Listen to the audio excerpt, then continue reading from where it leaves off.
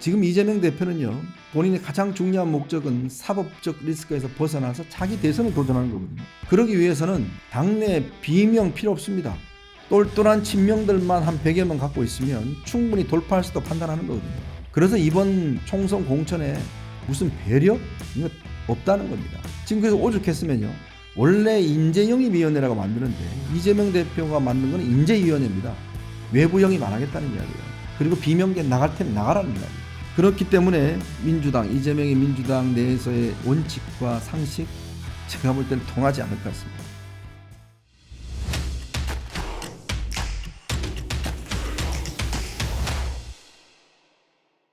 네, 이현종의 뉴스쇼 이번 순서는요, 민주당 내부 이야기를 좀 해볼까 합니다.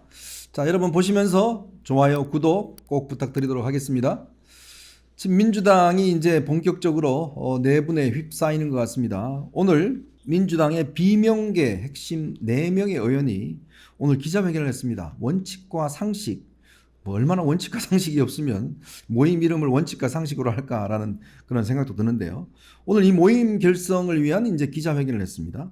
김종민, 윤영찬, 이원욱, 조웅천 이 4명의 의원이 오늘 깃발을 들었습니다. 오늘 기자회견을 하면서 우리는 민주당의 정풍운동을 지향한다. 당의 무너진 원칙과 국민이 요구하는 상식의 정치를 세우겠다. 그러면서 원칙과 상식을 출범하겠다. 이런 이야기를 했고요. 또 윤석열 정권에게서 떠나온 민심이 민주당으로 모이지 않아서 내년 총선도 비호감 총선으로 갈 것이다. 그렇게 되면 윤석열 정권 심판은 실패하게 돼 민주당의 변화와 결단이 필요하다. 이러면서 3가지를 요구를 했습니다. 도덕성 회복, 그 다음에 당내 민주주의 회복, 비전정치 회복, 뭐 이런 걸 요구를 했습니다. 그동안 당이 방탄정당, 뭐 오로지 이재명의 방탄을 위해서만 당이 거의 사당화됐다라는 평가를 받고 있는데 이 부분에 대한 이제 개선을 촉구를 한 것 같습니다. 일단 4명이 깃발을 들었는데 오늘 뭐 이런 이야기를 했어요. 김종민 의원은 지금은 우리는 4명이지만 우리와 함께할 의원들이 40-50명은 된다. 이렇게 이야기를 했습니다. 과연 뭐 40-50명이 될지 또 안 될지는 모르겠습니다만은 또 이런 움직임이 있었고요. 또 하나의 움직임은 김두관 의원, 지금 중진이죠. 김두관 의원이 거듭 이재명 대표에 대해서 험지 출마를 해라. 총선 승리를 위해서 어떠한 역할이라도 해야 된다. 특히 국민의힘이 저렇게 지금 혁신을 하고 있는데 민주당은 가만히 있으면 뭐하냐.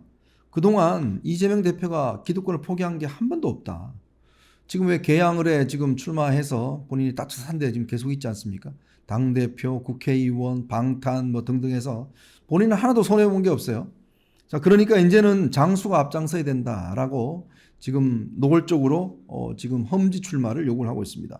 이에 반해서 이재명 대표의 측근인 박찬대는 인천 개항에 다시 출마한다. 택도 옴소리 하지 마라. 뭐 이런 이야기를 한 것 같아요. 뭐 제가 봐도 뭐 이거 이재명 대표가 들을 가능성은 거의 1%다. 이렇게 저는 보여집니다.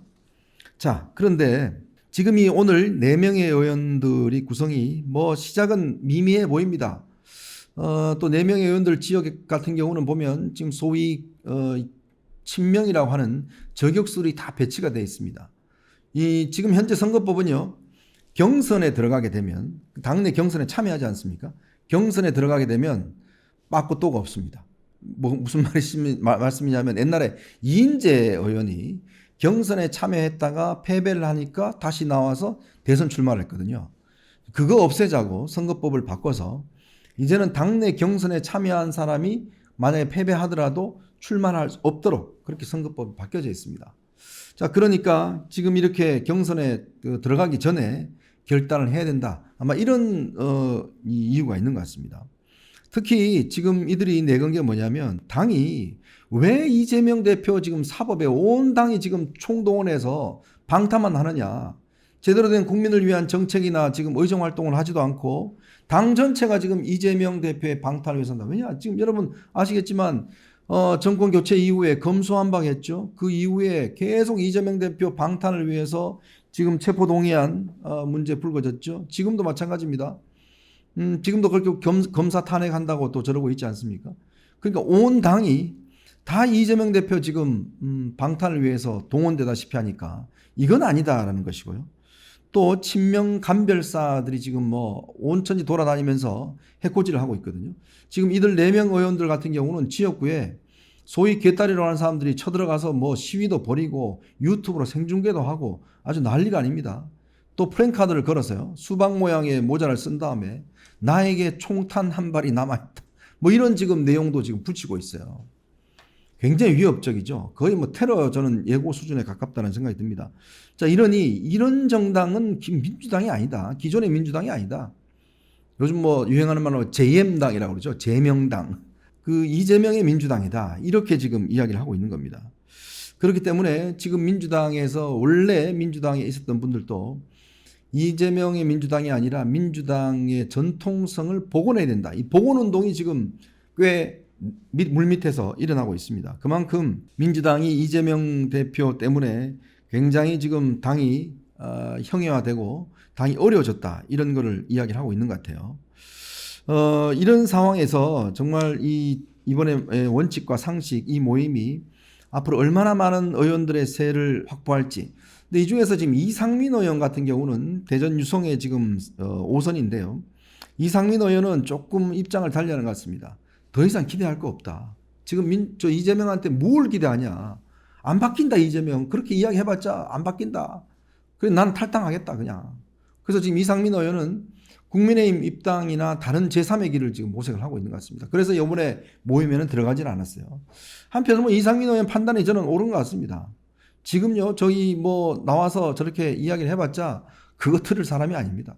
이미 본인이 국회의원 출마하고 당대표 되고 지금 이렇게 한 이상은 결국 뭐겠습니까? 다시 개항을 해 지금 출마한다는 거 아니겠습니까?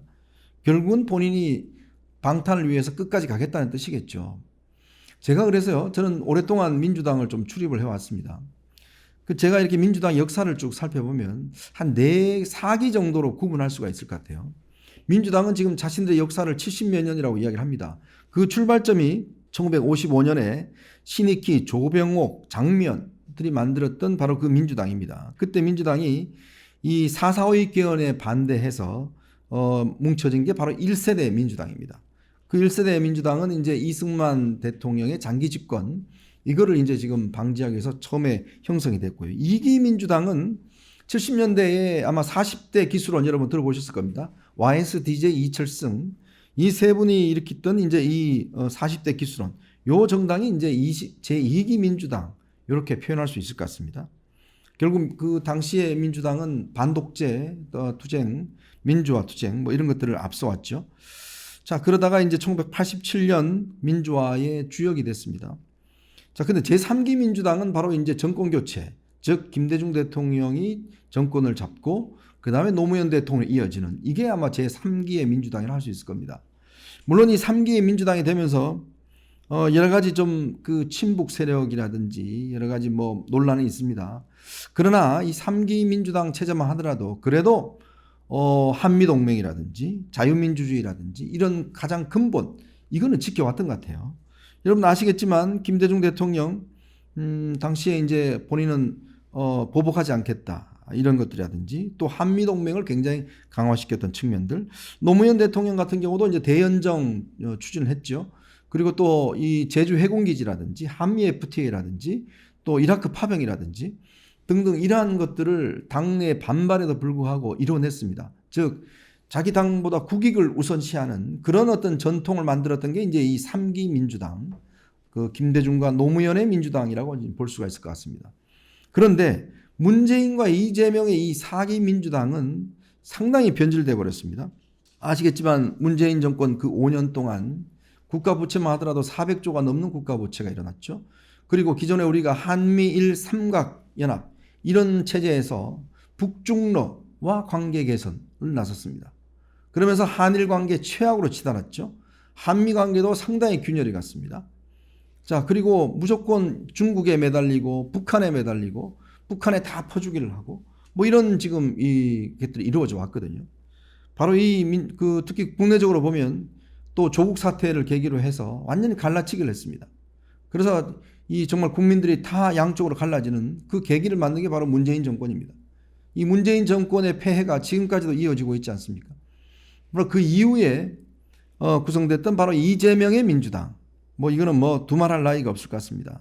모든 게 이재명을 위한 정당이 되어버렸습니다. 오로지 자신의 사법적인 이 방탄을 하기 위해서 당 전체를 동원하고 국회를 동원하고 이런 방식으로 지금까지 해왔거든요. 그래서 조홍천 의원 같은 경우는 숨이 막힐 지경이다라는 이야기를 했고 그동안은 민물이었는데 이제는 완전히 소금물이 됐다. 제가 볼 때 소금물이 아니라 오염수가 된 것 같습니다. 도저히 살 수 없다. 오염수에서 어떻게 살겠느냐 이런 이야기를 하고 있습니다. 그렇다면 이제 물을 바꿔야겠죠. 물갈이를 해야겠죠.